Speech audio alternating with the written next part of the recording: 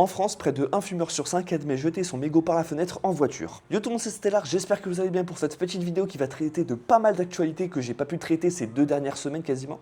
Je pense qu'on est vers 20 actualités à traiter, donc sans plus tarder, on y va. Près de 18% des fumeurs français reconnaissent jeter leur mégot par la fenêtre sur l'autoroute selon un sondage Ipsos. C'est une statistique qui est quand même assez alarmante parce que tu as le droit de te polluer toi-même. En fumant, tu te pollues les poumons, etc. Mais atteindre au respect, à la santé des autres, parce qu'on s'en rend peut-être pas compte, mais quand tu jettes un mégot par terre, après il y aura de la pluie, le mégot va polluer l'eau de pluie qui ruisselle, etc. Et du coup, ça va polluer l'eau et possiblement du coup polluer toute la nature elle-même. Et un mégot, ça met pas mal de temps à se dégrader en fait dans la nature. Donc voilà, soyez respectueux envers vous et envers les autres. Si vous fumez, soyez au moins respectueux envers la santé et envers juste l'environnement, etc. Parce qu'on est tous d'accord que dans la rue, voir un mégot par terre, c'est pas forcément ce qui est le plus sympathique à voir. Donc voilà, respectez juste en fait les autres. Si vous vous respectez pas vous-même, respectez au moins les autres. Le Lyonnais Milan Violon, seul homme de l'équipe de France de natation artistique au championnat d'Europe à Paris, est victime d'une vague de harcèlement en ligne. La FFN a condamné les commentaires sexistes, discriminatoires et haineux visant le nageur. Ça pareil, respectez les autres, respectez le choix, la vie des autres, franchement. Que ce soit un homme qui fait de la danse artistique, que ce soit une femme qui fait du bodybuilding, qu'est-ce que ça peut vous sérieusement? Non mais franchement quoi, ça sert à rien, juste profitez de la vie est déjà trop courte, profitez-en, allez pas franchement injurer, c'est juste de la haine, ça sert quoi franchement? Vous allez juste démoraliser les gens, ça sert à rien, donc force à lui. Allez, cette fois-ci on va partir sur les actualités un peu plus type sécheresse canicule. En Gironde, une douzaine de jours après le début du méga feu qui a ravagé 42 000 hectares fixé ce samedi, les habitants évacués du Porge et du Lège Cap Ferret ont été autorisés à rentrer chez eux ce lundi. 42 000 hectares, c'est énorme. Je crois qu'actuellement, depuis le début de l'année 2026, on est à près de 125 000 hectares qui ont brûlé de végétation et de forêt sur toute la France. C'est abusé. Vous pouvez d'ailleurs aller voir ma dernière vidéo sur les actualités où en fait je mets un extrait de quelqu'un qui explique de façon plus imagère ce que ça donne en fait. Parce qu'au bout d'un moment, 1000, 3000, 42 000, 120 000 hectares, on a du mal à se le visualiser à l'esprit. D'ailleurs, regardez cette photo. Je l'ai prise il y a quelques jours dans un centre commercial. Une affiche qui dit collecte pour nos pompiers et les sinistrés. Normalement, tout ce qui est fonds, donc financement pour du coup aider les pompiers et les sinistrés, c'est censé être les assurances et l'État qui sont censés s'en charger, notamment avec les fonds qui proviennent de taxes. Donc chaque employé de toute la France doit donner une petite part de son salaire qui revient à l'État, c'est ce qu'on appelle les impôts. Et donc les impôts, c'est ce qui est censé faire des fonds publics, que l'État puisse financer soit des projets, soit venir en aide pour par exemple les incendies en achetant par exemple des canadaires. Et bien on voit ici que le gouvernement ne fait pas assez parce que visiblement ils ont besoin d'une collecte d'argent quoi. Donc franchement dégueulasse le gouvernement encore une fois. L'Europe occidentale, donc la partie ouest du continent qui inclut la France, a connu son début d'été le plus chaud jamais enregistré selon l'Observatoire européen Copernicus. En juin et juillet 2026, sa température moyenne a atteint 21,62 degrés. Juillet 2026 a été le deuxième juillet le plus chaud jamais enregistré avec 22,48 degrés en moyenne, en cause de réchauffement climatique dû à l'activité humaine. Et après, il y en a qui se demandent encore si le réchauffement climatique existe. Je ne comprends pas ces gens. Se baigner dans une zone interdite ou sous drapeau rouge est désormais passible d'une amende de 68 € en France contre 38 € maximum auparavant. Objectif, éviter les accidents, faciliter les opérations de secours et sécuriser la navigation. Depuis le début de l'été, 197 personnes sont mortes par noyade selon le gouvernement. La sensibilisation, ce serait peut-être trop demandé en fait, de sensibiliser un peu plus les gens par rapport à ça, de pourquoi est-ce que c'est interdit. Alors concernant cette amende, vu que les actes en question reposent essentiellement sur les personnes qui font ça en question et ne mettent pas en danger les autres personnes, comme par exemple, vous voyez les fumeurs qui jettent leurs mégots dans la forêt, et bien eux, ils mériteraient de prendre bien plus parce que du coup, si ça enflamme une forêt et que ça détruit toute la biodiversité, là ça mériterait. Là en vrai, ça regarde que les personnes en question. Est-ce que ça vaut vraiment le coup de faire ça? Ou alors est-ce que c'est encore un moyen pour l'État de s'en mettre plein les poches? J'en sais rien. Les petits cours d'eau en France ont atteint un niveau de dégradation record en raison de la sécheresse selon l'Office français de la biodiversité. 1373 cours d'eau sont en rupture d'écoulement ou totalement à sec, soit 554 de plus qu'en juin. Cette situation menace la biodiversité comme les poissons et le fonctionnement global des milieux aquatiques.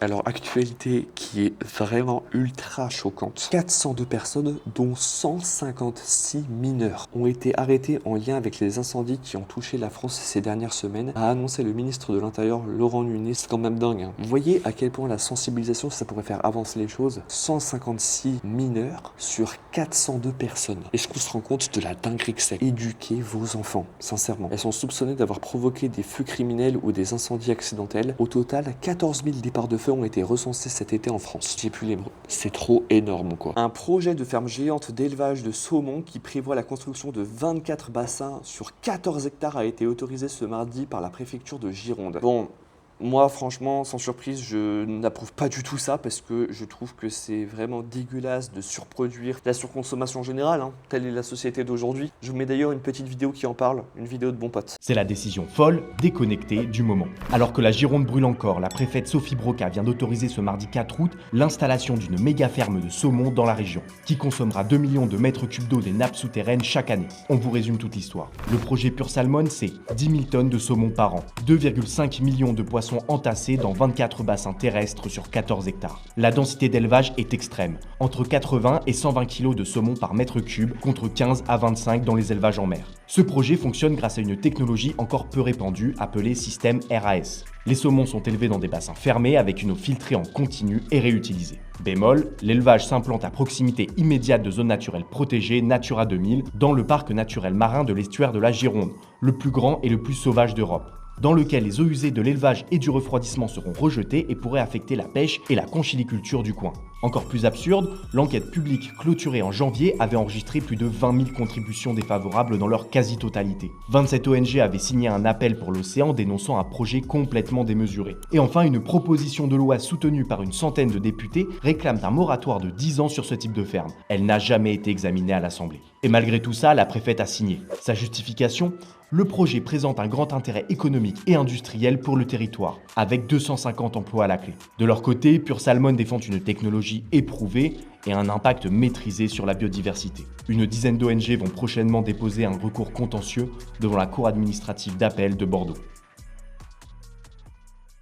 Petite statistique qui peut être vraiment cool à regarder et à se mettre en tête, c'est le budget CO2 annuel qui peut exploser selon le voyage en avion que vous faites. Donc là, on peut voir à quel point un seul vol par an explose le budget CO2 annuel d'une personne. Donc là, tout à gauche, on peut voir tout ce qui est travail, la bureautique, la maison, la voiture, etc. Tout ce que ça consomme en termes de CO2. Et là, sur le côté, après, on peut voir en fonction des différents voyages en avion, eh bien, la quantité de CO2 que ça va mettre. Et on peut voir en fait que juste Paris-Marseille, donc un trajet qui est effectuable en train, et ben voilà, ça rejette tellement de carbone, ça rejette autant de carbone que par exemple tout ce qui est la consommation de transport avec votre voiture, plus tout ce qui est, on va dire, la bureautique. On le voit à l'écran. Et alors là, Paris-Tokyo, voilà, ça explose tout. Tout ça pour dire que vous devez privilégier vraiment tout ce qui est autre transport que l'avion. Et les bons potes, ils sont tellement intelligents qu'ils ont prévu aussi un article qui parle de comment est-ce qu'on fait lorsqu'on a de la famille ou un conjoint à l'autre bout de la planète. Donc ça, c'est aussi un article qu'il faut lire parce que vraiment, on peut voir à quel point en fait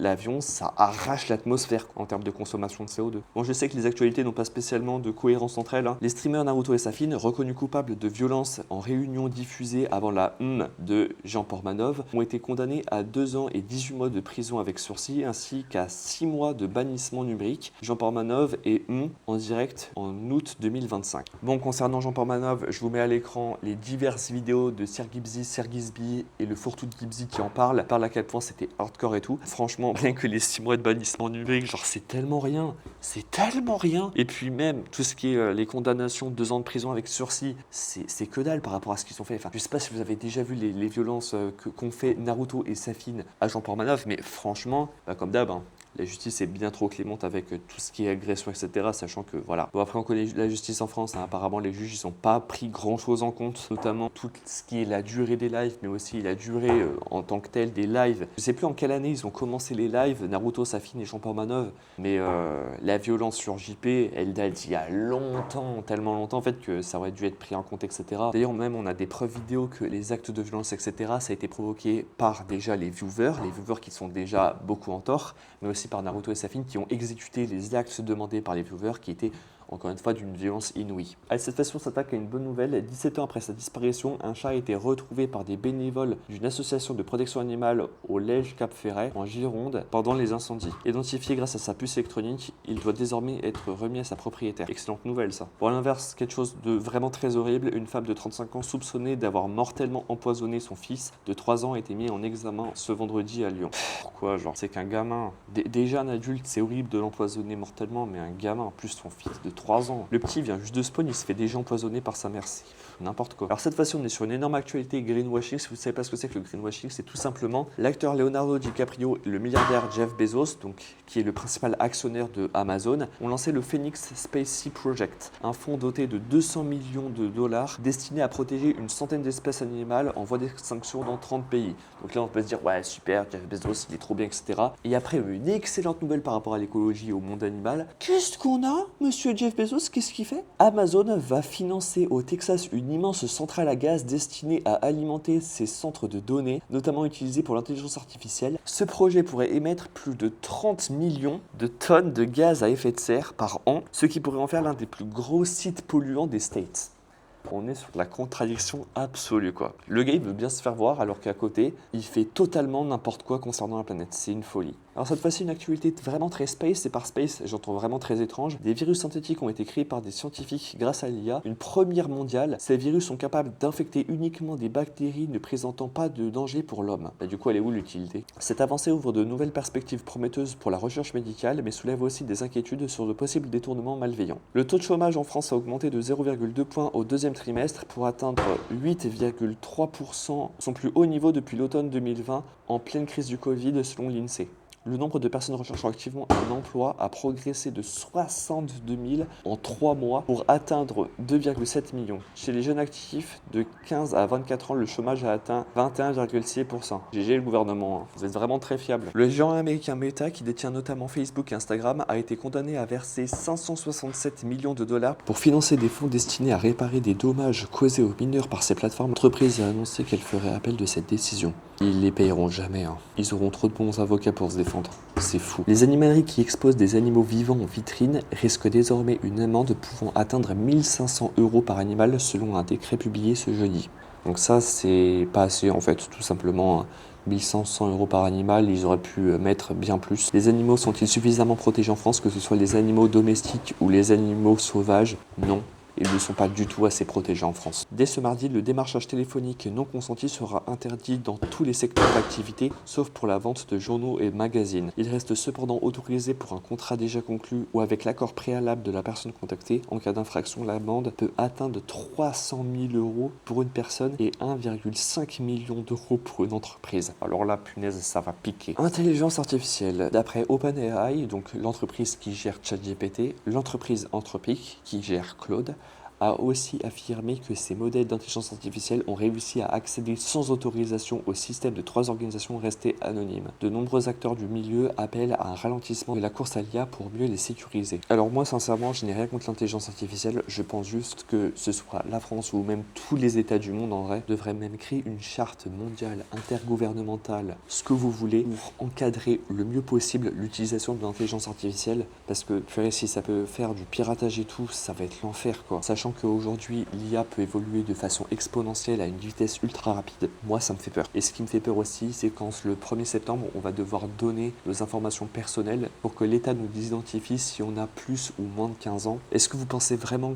que le gouvernement est apte à protéger les données qu'on va devoir leur donner pour du coup qu'ils nous repèrent si on a moins ou plus de 15 ans, sachant qu'on peut se faire hacker par une intelligence artificielle? C'est badant. Dans moins d'un mois, les réseaux sociaux vont complètement changer. Les députés viennent de voter l'interdiction des réseaux sociaux pour les moins de 15 ans. La France est le premier pays européen à le faire. À partir du 1er septembre, les personnes de moins de 15 ans ne pourront plus avoir de compte TikTok, Instagram, Snapchat, Facebook, X, YouTube, etc. Cette interdiction, elle vise sur le papier à protéger les plus jeunes contre les dangers démontrés des réseaux sociaux. Chaque année en France, on compte 600 000 nouveaux cas de dépression liés à un usage excessif des réseaux sociaux. Mais est-ce qu'interdire les réseaux sociaux aux moins de 15 ans est une solution adaptée? Il y a des raisons d'en douter. Déjà parce qu'on n'est pas sûr que ce serait vraiment efficace. On peut prendre l'exemple de l'Australie l'Australie qui a interdit les réseaux sociaux aux moins de 16 ans fin 2025. Des études montrent que 70% des enfants âgés de 12 à 15 ans arrivent à contourner facilement l'interdiction en utilisant le compte de quelqu'un d'autre ou avec un VPN par exemple. Ça pourrait aussi déplacer le problème. Selon une étude de l'Arcom, en cas d'interdiction des réseaux sociaux, 44% des enfants envisagent de se rabattre sur l'IA. Selon l'association de défense des libertés en ligne La Quadrature du Net, le problème avec l'interdiction des réseaux, c'est qu'on ne s'attaque pas au cœur du problème, à savoir les algorithmes et le modèle économique des plateformes basés sur l'addiction. Ce sont eux qui ont un effet délétère sur la santé mentale. La Commission européenne commence d'ailleurs à dire que la conception addictive de TikTok pourrait être contraire à la législation sur les services numériques. Selon cette étude, pour vraiment protéger les enfants contre les dangers du numérique, il faudrait combiner des mesures juridiques, techniques et éducatives. Mais l'interdiction seule ne suffit pas et en plus elle renforce l'exclusion sociale. Il y a aussi des gros points d'interrogation sur la mise en place de cette mesure. On ne sait pas encore exactement comment la vérification d'âge va être mise en place en France, mais on sait qu'il pourrait y avoir une sorte de passe d'âge. Pour l'obtenir, il faudra s'identifier sur des plateformes comme France Connect, France Identité ou l'identité numérique La Poste, et il y aura un double anonymat pour éviter que la plateforme n'ait accès à notre identité civile, et aussi pour éviter que le gouvernement ne sache à quelle plateforme on veut se connecter. En parallèle de ça, la Commission européenne développe sa propre application qui sera disponible fin 2026. Cette appli, elle demandera une pièce d'identité et elle utilisera la reconnaissance faciale pour vérifier que la personne qui se connecte est bien la même que sur la pièce d'identité. Le problème, c'est que plusieurs experts pointent déjà des failles de sécurité dans le système de cette appli. Un consultant en sécurité l'a piraté en seulement 2 minutes. La fondatrice de la messagerie sécurisée Tuta parle d'une mine d'or pour les hackers, puisque ce système va collecter des données d'identité et des données biométriques. Et même dans le cas où ce serait sécurisé, le simple fait de devoir donner ses papiers d'identité ou de scanner son visage, ça pose problème. Notamment sur le plan de l'inclusion, on sait par exemple que les technologies de reconnaissance d'âge ont tendance à moins bien fonctionner sur les personnes trans,